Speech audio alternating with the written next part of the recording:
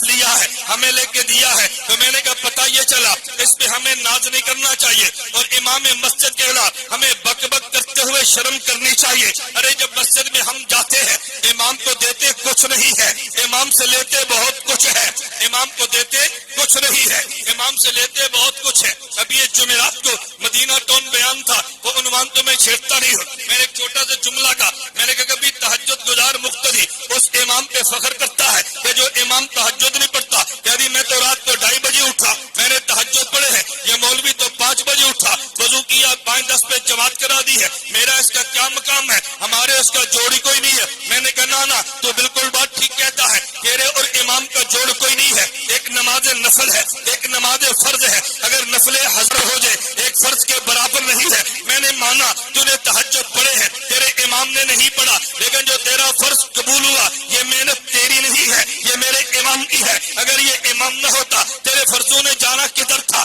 امام آگے کھڑا ہے تو تیرا فرض قبول ہوا ہے، اور ایک فرض کا مسئلہ نہیں ہے۔ اگر مسجد میں 500 مقتدی ہے جو فرائض پڑھتے ہیں، تجھے ایک ایک کا اجر ملے گا، امام کا سب کا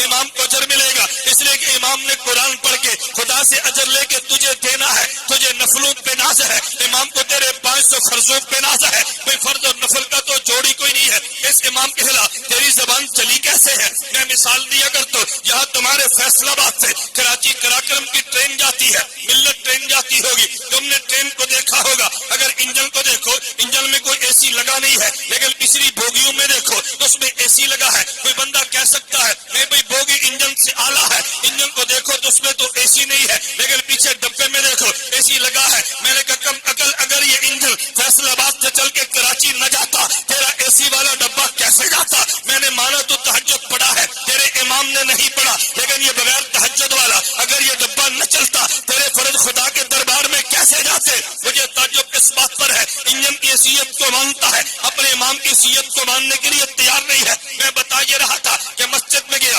امام کو دیا نہیں ہے، امام سے لیا ہے، تو پھر تجھے اور مجھے مان لینا چاہیے۔ ہم مسجد میں جائے اپنے امام سے لیتے ہیں، اور جب بیت المقدس میں گئے ہیں ہمارے انبیاء نے امام الانبیاء سے لیا ہے، حضور نے قرآن پڑھا ہے، مقتدی کو اجر و ثواب لے کر دیا ہے۔ تو میں بتا یہ رہا تھا میرے خدا نے کچھ مقام لینے کے رکھے، کچھ مقام دینے کے رکھے ہیں، باقی انبیاء نے لیا، ایک مقام پہ رہ کے لیا، میرے نبی نے لیا تو لامقام پہ جا کے دیا۔ توجہ رکھنا، میرے لفظوں پہ غور کرنا، باقی انبیاء نے لیا ہے، ایک مقام پہ رہ کے لیا ہے، میرے پیغمبر نے لیا، وہ مقام سے لامقام تک پہنچے ہیں، باقی انبیاء نے دیا، امت کو دیا ہے، میرے نبی نے دیا، امت کو نہیں، امت کے انبیاء کو دیا ہے۔ میں کہتا ہوں میرے پیغمبر کا مقام رسالت اعلیٰ ہے،